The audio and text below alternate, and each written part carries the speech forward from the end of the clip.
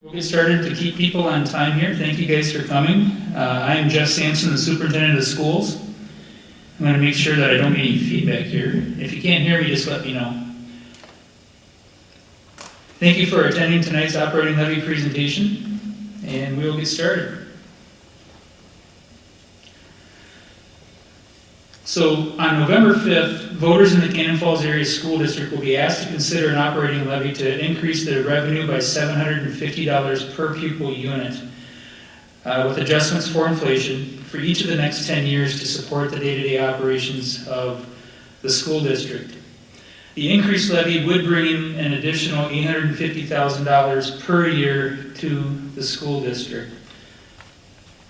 And just so that we're all understanding, schools get their revenue and their income from pupil units. And so each student that we have is equated with dollars. An operating levy is the primary way school districts can increase revenue.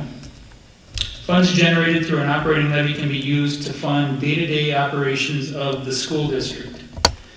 The most recent school building bonds can only be used for the facility improvement projects that were included in the ballot question.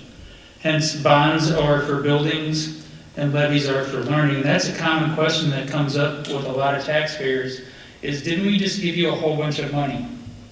Well, the answer is yes, but the more specific answer is that was for building purposes. And so in the financial world of schools, we cannot cross our operating dollars with our bonds. And actually, we can use our operating dollars for bonds, but that's not a good practice whatsoever for building purposes. But we definitely cannot use bond money for operating day-to-day pieces.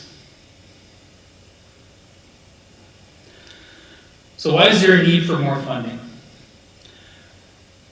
Over the past 20 years, the state of Minnesota, which does not have an inflationary factor built into their per pupil funding for school districts, over the past 20 years, that funding has not kept up with inflation. So when you look at this chart, there's a gap between the dotted red line and the solid black line. The dotted red line is where we are at currently, and the black line is where we should be at with inflation. And that's roughly $1,356 per pupil that we are currently short in all school districts in Minnesota. Because this is a statewide chart, not just in Cannon Falls. I've been saying for quite some time the state is no longer a reliable funding partner for schools. And I will stand by that, and we have evidence to show that. Over the past 10 years or so, the average inflationary piece or cost to districts is roughly 2% to 3% increase. And if you've been following how much we've been getting from the state legislature as an increase, in a good year, we've been getting 2%. And so, not only do we not keep up some years, I mean, a couple years ago, what was inflation? 7%? And so we had to eat all of that inflation. We did not get that brought back to us. And so that comes out of our undesignated fund, which is our savings account. And we have to make up for it in other ways. So the big story here, inflation has been a big piece of why we're going out and asking the Cannon Falls residents for help in rectifying the situation. When you multiply the $1,356 by approximately the just over $1,000 that we get, that's quite a bit of money over that time frame that school districts are missing out on.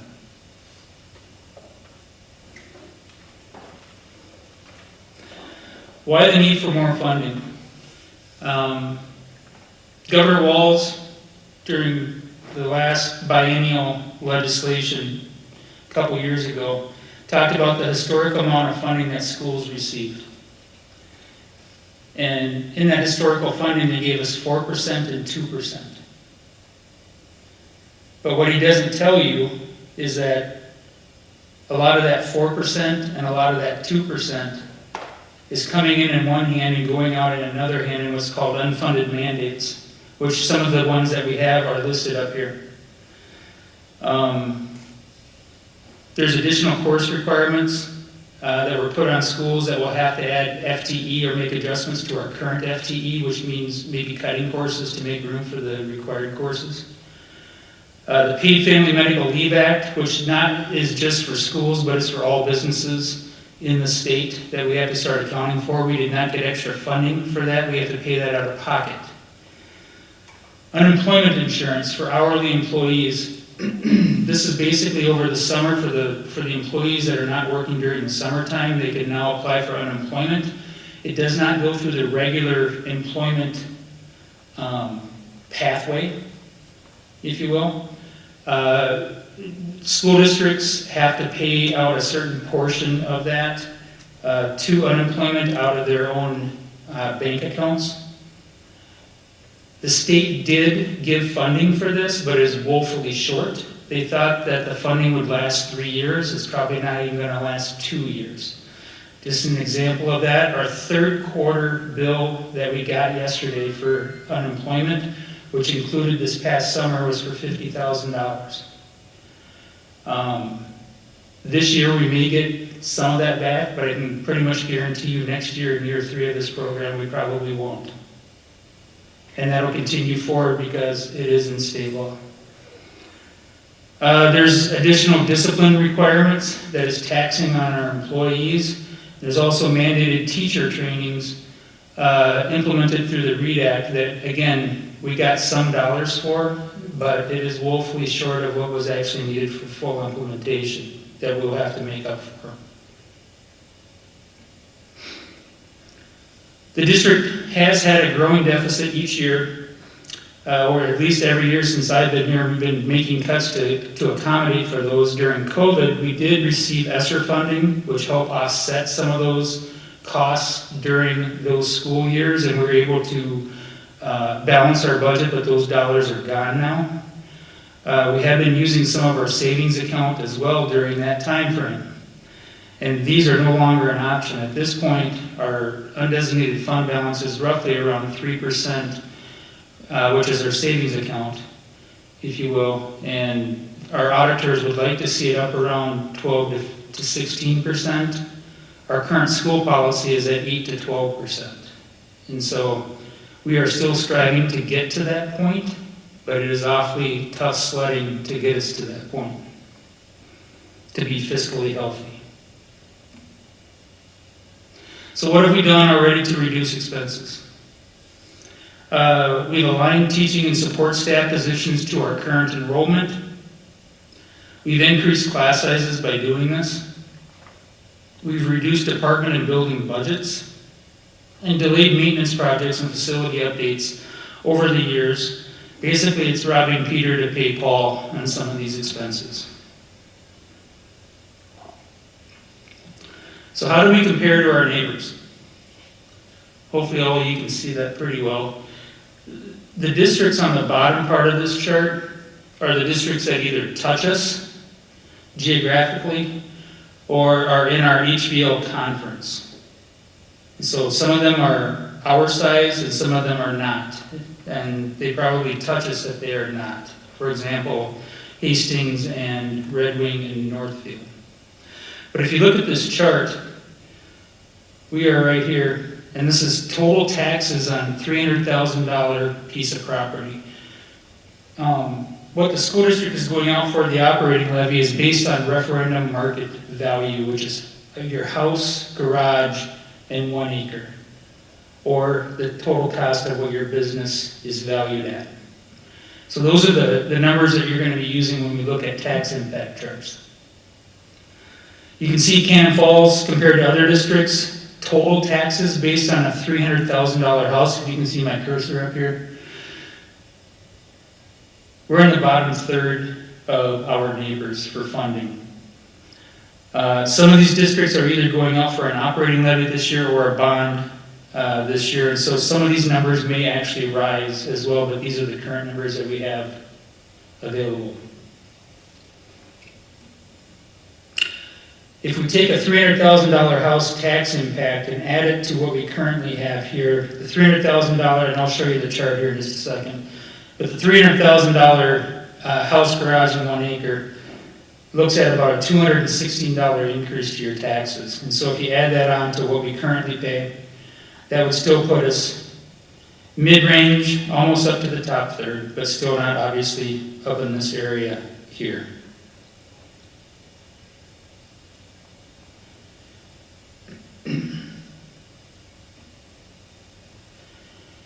Back in March, those of you that live in the district, you should have received a community survey.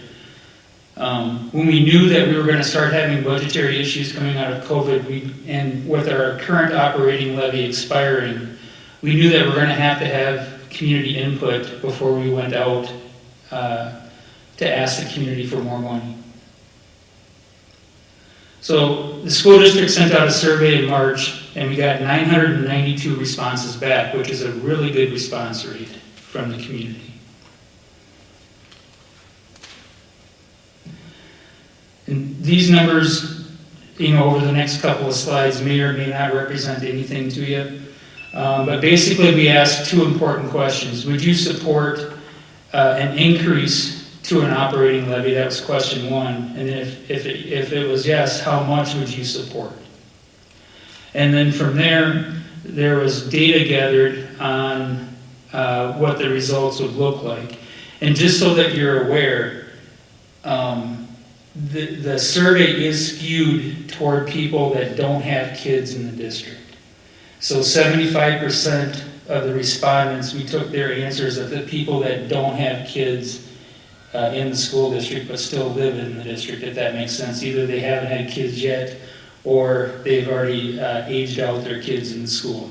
So 75% of the respondents came from that pool, and then 25% came from the parents in the district, so that we could have some good factual data. And in the end, the district residents stated that they would support a $750 increase with inflation at about a 57% rate, which we felt very comfortable with and the board felt comfortable with, and that's kind of what got us to this point in time, and I'm up here giving you a presentation on the election coming up.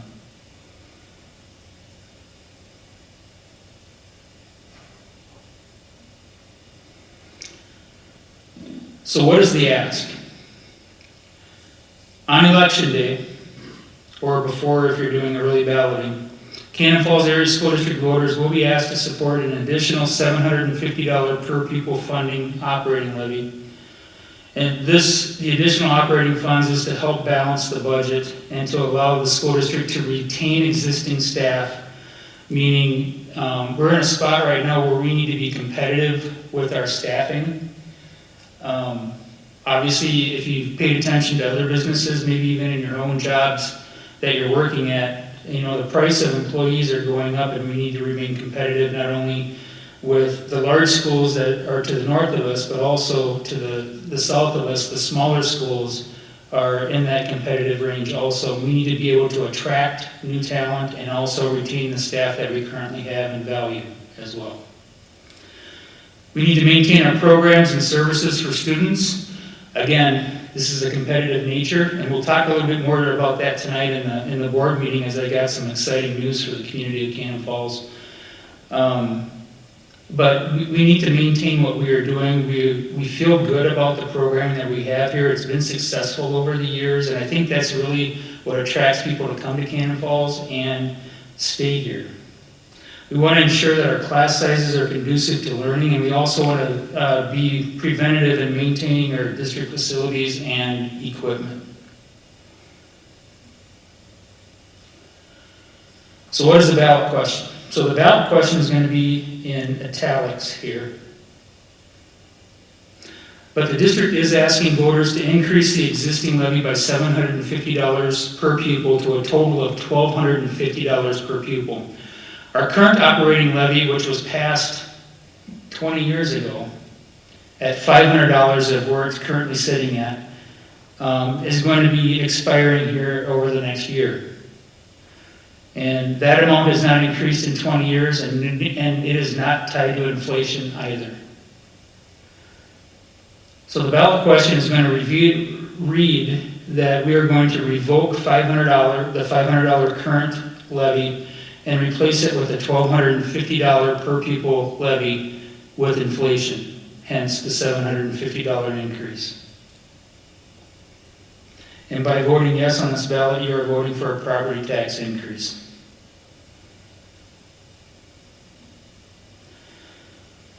So what does the tax impact look like?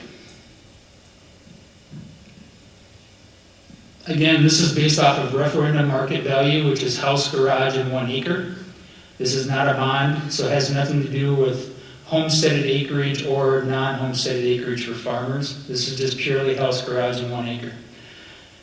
The example that we used in those bar graphs is right here, the $300,000 property value and the $216 increase, if you remember that. So depending on what your situation is or what your business is valued at, this would be the approximate tax increase that we are talking about for you.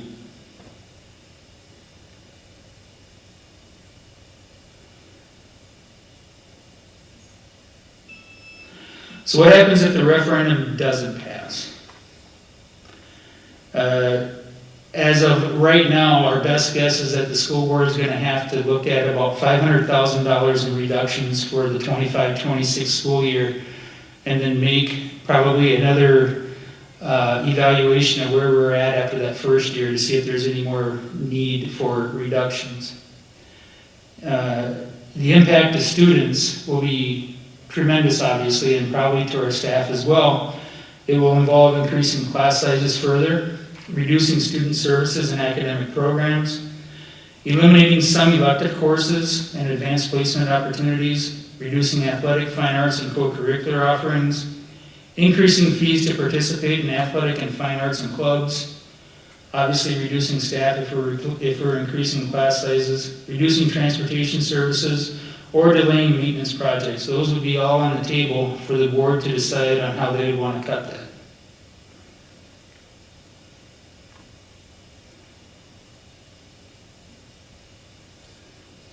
That was a lot of information in a short amount of time.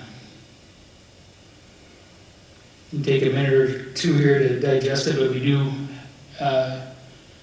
need to keep moving forward here if you guys have any questions.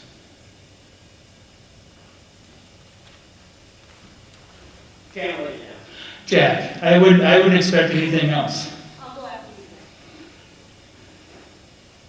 So I'm still working on the market share question. I did get a hold of the State Department of Education statistics, and I'll probably give you something at your November or December board meeting, which I find that answering that question very frustrating. But help me answer this one for someone who looks at the total pie for education. We got an $82 billion federal Department of Education, which Minnesota's share, if you just divide it by 50, should be 10 billion, or 1 billion, 1.6 or so. We got a state budget that's going 2.2, and I know that only about 700,000 of it actually goes to schools, but we have that budget, and then we have our bonds for building, and then we have our taxes, and then we have our operating level. When is it enough? And I'm going to answer that with you, and you know this already, Jack. I'm pretty sure you do. And I even said this before you even came in. The state's no longer a reliable funding partner. Yep. And they're pushing more and more funding to local entities. They are. For whatever reason, whatever the politics are behind it, but they are. And it's showing, and there's tons of schools that are going to be going off for levies, and there's going to be more and more schools going into statutory operating debt, which we don't want to hit, obviously. So, but anyway. So the follow-up is the school board taking an active role to campaign? I mean, the trifecta of power was not good for the state, in my opinion. And I'm questioning it. I don't think it was good for schools. I mean, they had great publicity about all this funding, and they stuck you a knife in the back. So I would hope the school board would start saying to people and help get people to change that. I already know that the ones that represent this area have your ear and are trying to do your bidding. Yeah. When they're in the minority, they cannot do anything. We can only move as fast as the state is going. But then also, there's the employee population, which also has the largest lobbyist in the state, is their union. And so I kind of think at some point the line has to be drawn, and I know this isn't the topic, I've already had a great discussion with Luke on this one. The Title IX thing drives me up a wall, and the line has to be drawn on some of these things. And regrettably, finances might be the only place where someone like me can make that known. And I know schools are important, you are very critical for the financial well-being of my personal asset. I understand that. But there's also a limit. Sure. Thank you. Don?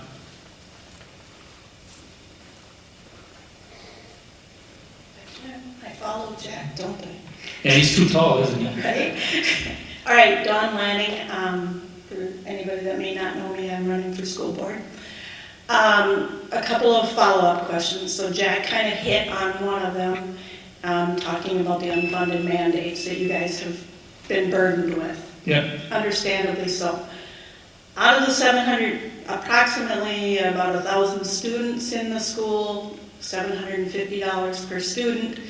Out of that $750,000 ask, how much of that can be attributed to unfunded mandates? I know you said that right now you don't know the status because of the, Did Jack share that email with you?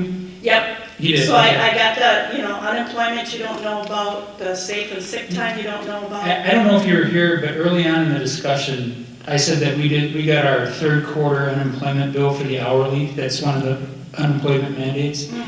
And that was $50,000 just for this quarter. Okay, And that doubled what it was last year at this time. okay. And then free lunches, did the schools get any kind of assistance when the state mandated? The state gives us an free- allotment, correct, Lori? Per pupil allotment for lunches. She's our food service director. And so they give us a per pupil allotment. And again, that's only as good until,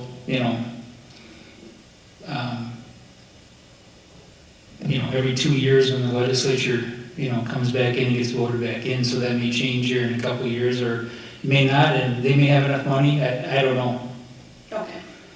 And then Jack kind of also hit on the Title IX, which is kind of outside of this, but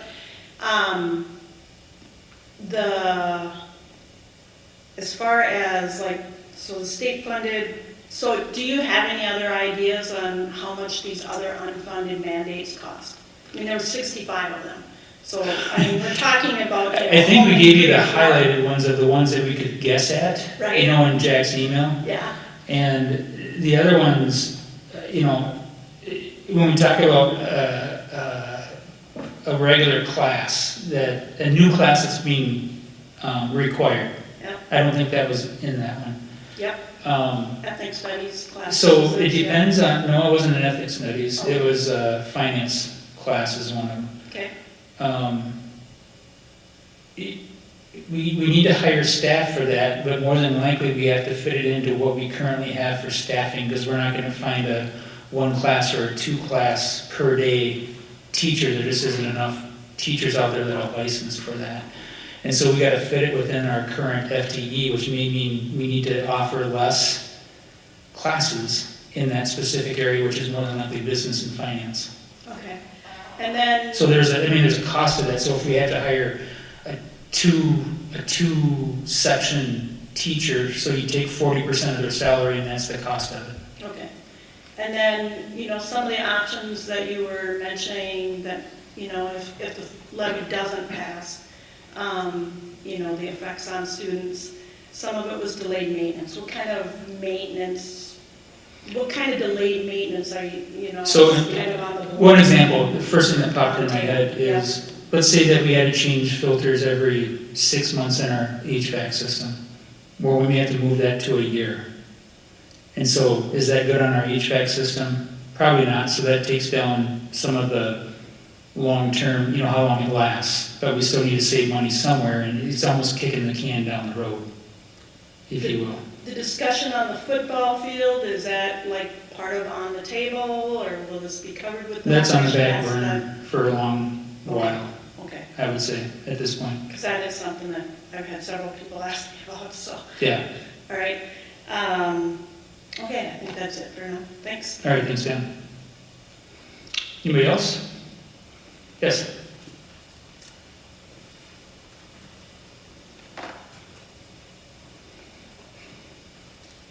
Hello, my name's Seth. When you're talking about the inflation being added, who sets that? That's just what the market economy sets, I guess. There isn't anybody that sets that specifically. When you look at price increases, we're in a market economy, so if there's more demand for products, it'll probably press up the price quite a bit. Like during COVID, there was short supplies, and so the prices went up further. And so therefore inflation, that's the inflation piece to that. So it would go to $12.50, so in 2 years from now, you guys could decide it could be $3,000? No, it's set by the consumer price index. So there would be a lag. So whatever the price, the consumer, like if it passed this year, the consumer price index for 2024 or 2025, whenever it kicked in, whatever the national, the state consumer price index would be for that year, that would be the amount that it would be increased. And that varies back and forth. So the last one was done for 20 years. How long would this one be set before it would? This levy is for 10 years. With one renewal, With a renewal, yes. with the ability of one renewal. Yes. No, I found that out, that isn't true. We've already used our one renewal and we can't use it anymore. For each levy. But the next one, No, new levy, Yep. we can differ on this, but I've heard from our lawyer and from the School Board Association that we cannot use it more than once. And so the schools already used their levy increase, or the levy board authority. So this levy would be for 10 years. All right, and then you had your respondent breakdown. Like, how many of the respondents that voted yes don't pay taxes? So the data was separated out from the survey you're talking about?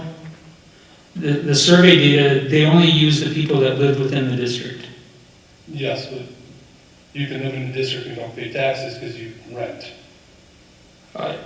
So what's the respondents that said yes that don't pay taxes?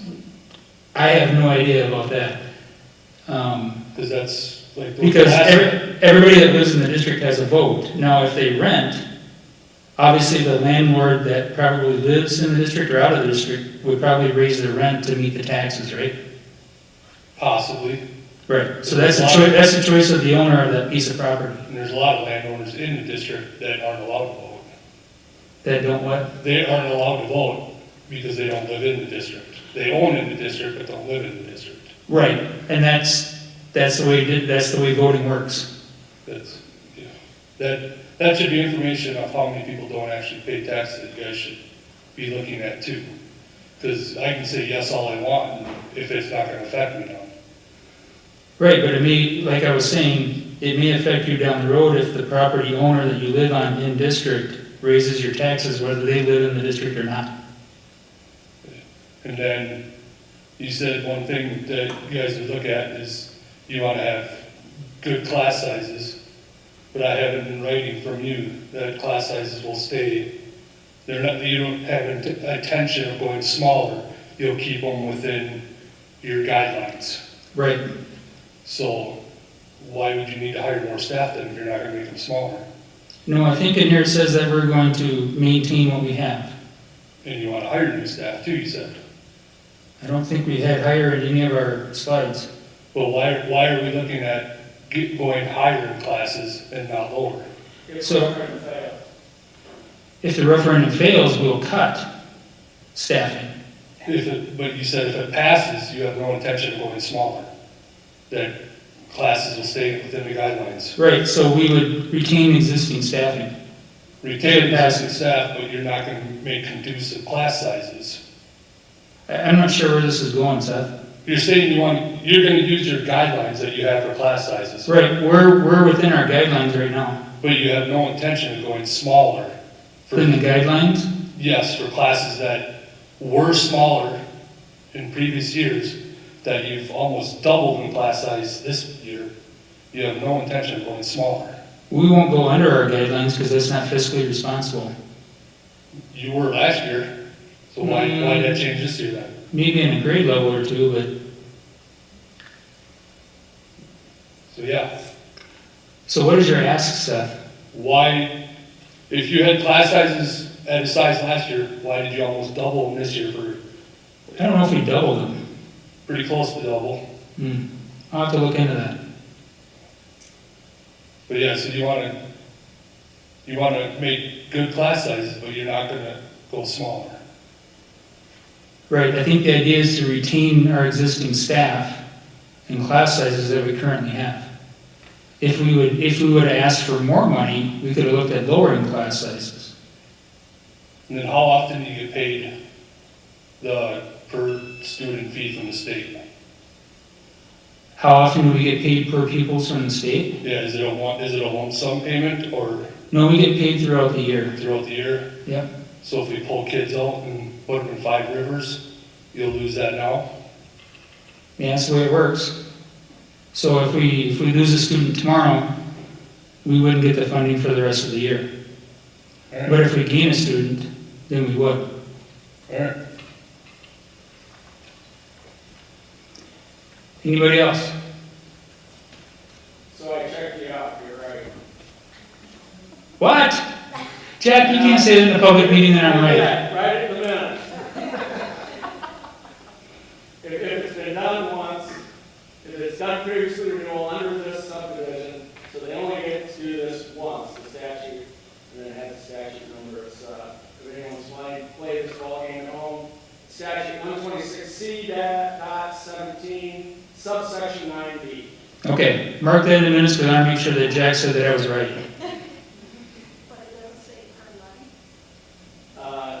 Because it If you used it once. in that in that area. I think he's falling under it. Hi, Dawn Karstens. Quick question. A couple years ago, right, we passed the technology funding. Yep. So, but that was a bond, not a levy, and how could that be if bonds are for buildings and levies are for learning? Help me So understand. that's a capital bond, and you're right about that. That's kind of the exception. The school district was using operating dollars for technology, and there's a capital bond or a tech levy, they call it, which can be confusing from what I just told you. But we can only use those dollars on technology piece, and so I understand what you're saying. But overall, bonds are for buildings and levies are for learning, except for in technology. I know, welcome to school finance. I don't think you want to go any further in the weeds. Yes, sir. One more question, then we got to kind of get going here for the board meeting. Hello. Hi. John. I'm late to the party, so you may have covered this, but with the levy, some of that money is going to go towards these mandates without funding, I'm guessing. Yeah, and it'll mix into our general fund, and we'll have to pay for those out of that. Okay. I know there's like 80 things the state mandated. Is there like a website or somewhere I can go to see what those mandates are? I haven't specifically known of a website other than the information I get from the School Board Association or from our association. Jack, do you have I've a? talked to 2 state senators and 3 state reps, and I still don't have the list. So it is, they're out of session, so they're not maybe on top of their game, but it is, I'm working. I would go to the state government website. They have to be on there somewhere, and you may not like the long list of reading that you're going to have to do to find those, but they're on there somewhere. I wouldn't go to any left-leaning or right-leaning website. Just go right to the source of the state, and they should give it to you straightforward. from that, so, All right, thanks. all right, thank you. All right. Okay, we'll call this meeting to order. As is our custom, we begin each meeting with the Pledge of Allegiance, so would you please stand, remove your headgear, and face the flag as we say the pledge? I pledge allegiance to the flag of the United States of America, to the republic for which it stands, one nation, under God, indivisible, with liberty and justice for all.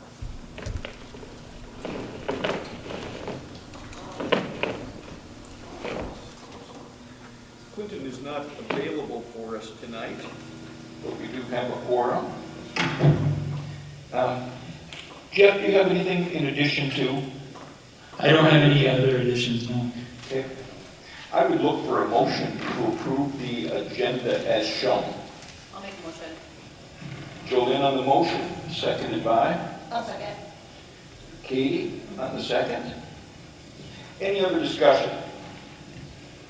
All in favor of the approval of the agenda, say aye. Aye. Opposed? That is carried. We have no scheduled presenters. We break down into subcommittees for various items like finance facility, and we meet on an intermittent basis for all of these.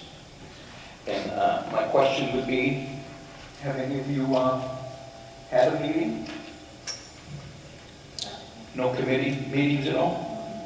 I did have one high school league meeting where we walked through some changes they're working through as far as who's covered. Jeff, you might have to help me here, I don't have my notes, but we currently... The schools were asked to vote on a change to the Constitution through our state high school league rep in accordance with the superintendent and the AD. And so the issue in question is currently the state high school league covers 10th grade through 12th grade for catastrophic liability insurance. And they want to lower that down to 9th grade to match the rest of the things like eligibility for sports is 9 through 12. And there are other items that is 9 through 12 and it allows for more consistency. The cost increase to the state high school league for that is $40,000 for the year, and it will be covered by the state high school league with no cost to the district. And so we did end up voting yes on this because we feel it's important to protect our ninth graders as well. Yeah, in that meeting, it was pretty much unanimous of, this is a good thing to do, we should have been doing this a while ago, and most schools have operated kind of that way anyway, so more of a procedural item. Okay. Questions for Luke? Moving on, administrative board reports. You've all got in your packets the elementary, the middle school, high school technology notes from the head of those departments, as well as the community ed and activities, and the SUP. Jeff, do you have anything to add to any of this? I do. Just a couple of quick things here. Part of our goal is to have me keep working with the city council and being involved with what they're doing and have them involved with us as much as possible. I've been working with the EDA quite a bit on telling them our story and how we need more butts and seats has always been my phrase, if you will. And they've been doing great with getting a couple of housing additions going and really listening to what our needs are, not only at the school, but probably in town. I went to a work session last week of the EDA and the City Council, and they had some exciting news coming up. We are getting a quick trip, which is good. It's going to be at the site of the old nursing home out on the highway there. And so that's slated to be in 2026 to be completed. And then on a more school-related note, I know quick trips are exciting for everybody probably here, but probably more related to the school, there is a huge data center that is coming to town on the north side of town. The city's going to be looking at annexing property from Randolph Township, and I'll show you a map here, it might be the best way to do it.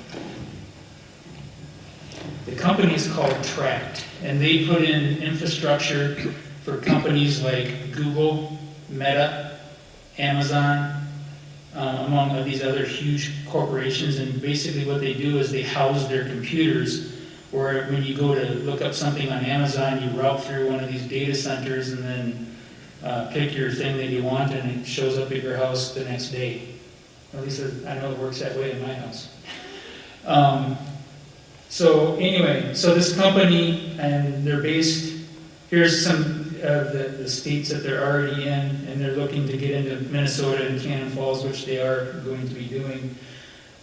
Basically, they provide the infrastructure for these large companies to bring them in for the data and the water and the electricity and all that other good stuff that they come in, and then those companies build vertically up.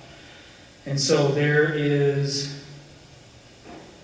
a tract of land here.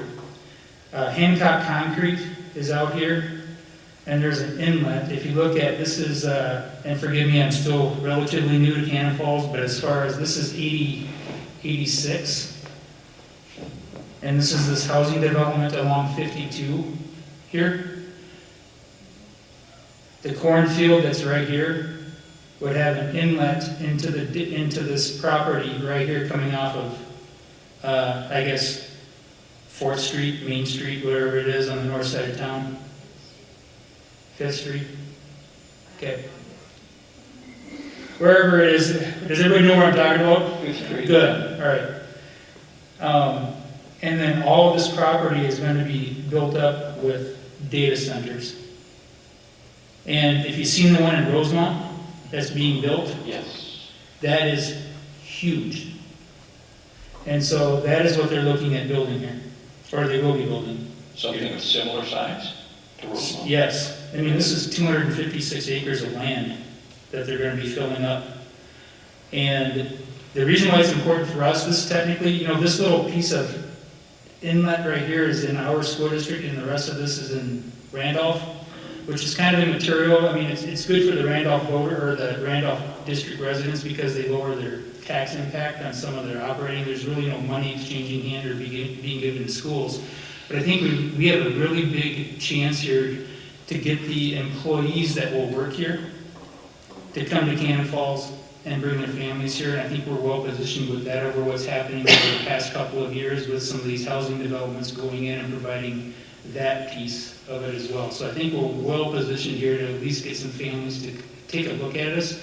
We still need to be competitive and upfront with what we're doing with our programming. That's why, again, it's important to have that operating levy to show that we are a high-functioning school district and we are competitive with the ones around us, because these people can drive from 20 miles away, you know. They don't have to live in Cannon Falls. So this was kind of exciting. Jeff, did you say the city's working on annexing the entire area? Yeah, so they would annex this area into the industrial park. That's, So then, would we see tax? no, because the school district boundaries aren't the same as the city ones. So the city will see that? Yeah, Okay. yep.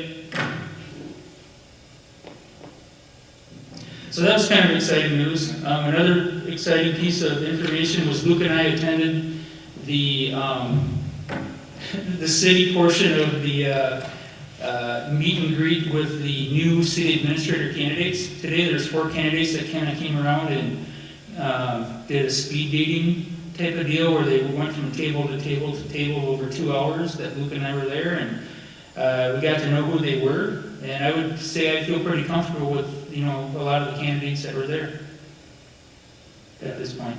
Yeah, So, just to add, I think it was good from the school perspective to have some voice there. Like we explained our concerns and mandates and the financial strain maybe we have, or what the current city has done as far as developments and how we think that will help. And they, all 4 of them, fully understand where we're coming from, which is exciting, because we've had a good relationship over the last couple of years, and we'd Yep. like to see that go forward. yeah, all of them are very supportive of the school from that standpoint, and knowing what it takes to fulfill our needs moving forward. So, unless you guys have questions, that is all I have. Anything more for Mr. Sampson? Okay, moving along. Public input. Comments are welcome from students, residents of the district, taxpayers of the district, people with children in the district. Essentially, if you have a question or a statement pertaining to anything in the agenda for this evening, you're certainly welcome to come up to 3 minutes and speak your piece about anything on the agenda. And since we have a limited agenda, Dawn? So, a couple of questions, and actually I looked at your report last night throughout the meeting, and I thought, oh yes! So it's nice to know where it's going, because I'm trying to figure out where they're going to put it. Now, the one question, I guess several questions on this technology park. So this tract, they will put the infrastructure in, but not the data centers. Other people bring the data centers in, or? I believe so, but a good person to ask on that would be the city. Okay, so we don't have city administrator. Well, he's still there. Oh, so Neil Jensen's still there? Yeah, he's there until the new one takes over. Okay, so he would be the one to. He'd be a good ask person to ask to. questions about this new park and how many, what concessions the city's making for this kind of stuff. So, and then the last item, the Title IX, changes that you made in the August meeting. The one thing I guess I have, I'd like to say anyway is, I think making that change to your policy actually probably opens up the school district to a liability. It's a big liability for you to make that change, especially since the court has already said that wasn't necessary. So that's just my piece on it. So, thank you. Okay. Anyone else wish to speak? We will close public input. Action items. Next page, we have no old business, and under new business, we have 1, consideration to approve a leave request in accordance with Teacher Master Agreement, Article 10, leaves of absence, Section 8, medical leave, from September 30th, 24, up to 12 weeks.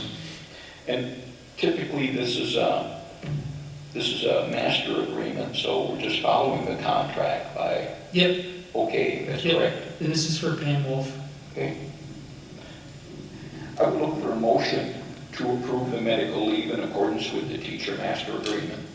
I like motion. Brian, on the motion, I'll second. seconded by Katie. Other discussion? Hearing none, all in favor of the medical leave, say aye. Aye. Opposed? That is carried by a 5-0 vote. Well, this is the world's shortest meeting. We don't have these very often. So,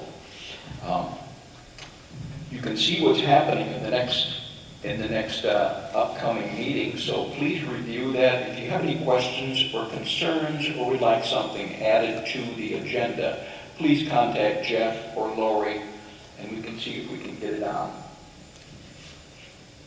Having said that, I would look for a motion to adjourn unless anybody's got anything else to add. I'll make a motion. Jolene on the motion to adjourn. Second. Seconded by Luke. Any other discussion? All in favor of adjournment, say aye. Aye. Opposed? That is carried. We are finished. Thank you.